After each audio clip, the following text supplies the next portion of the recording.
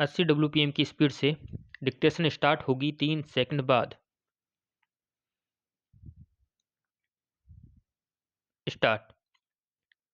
विकासशील देशों में प्रदूषण ने इंसान के सामने कैसी चुनौतियां खड़ी कर दी हैं, यह सब जानते हैं। विराम। अंतर्राष्ट्रीय स्तर पर इस समस्या से लड़ने के लिए बैठकें होती हैं। हर वर्ष नए उपाय बताए जाते हैं। विराम।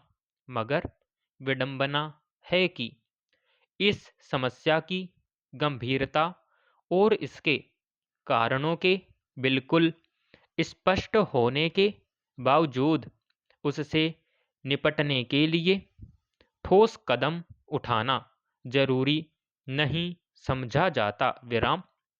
यही वजह है कि अब इस समस्या के बढ़ते दायरे ने व्यापक तबाही के संकेत देने शुरू कर दिए हैं। विराम।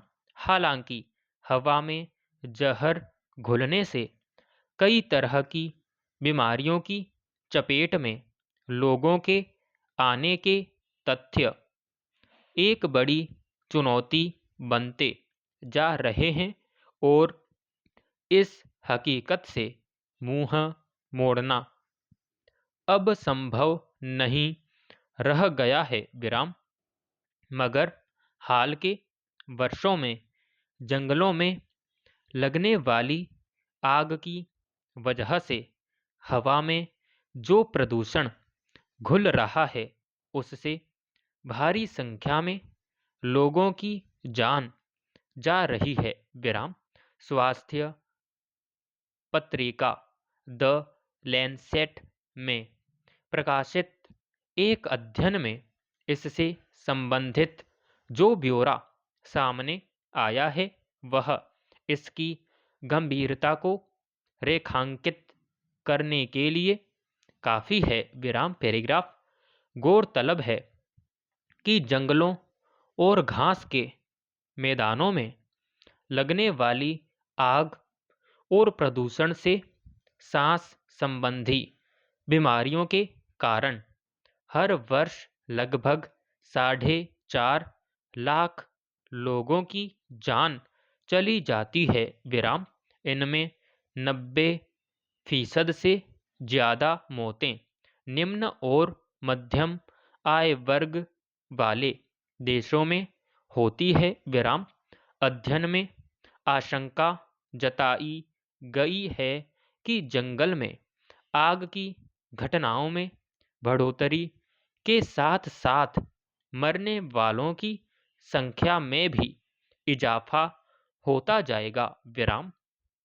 ऐसी समस्या से निपटने के लिए विकसित देशों की ओर से विकासशील देशों को आर्थिक और तकनीकी मदद उपलब्ध कराने की जरूरत पर जोर दिया जाता रहा है, लेकिन समृद्ध देश हर ऐसे मौके पर अपनी जिम्मेदारी से पल्ला झाड़ लेते हैं। विराम।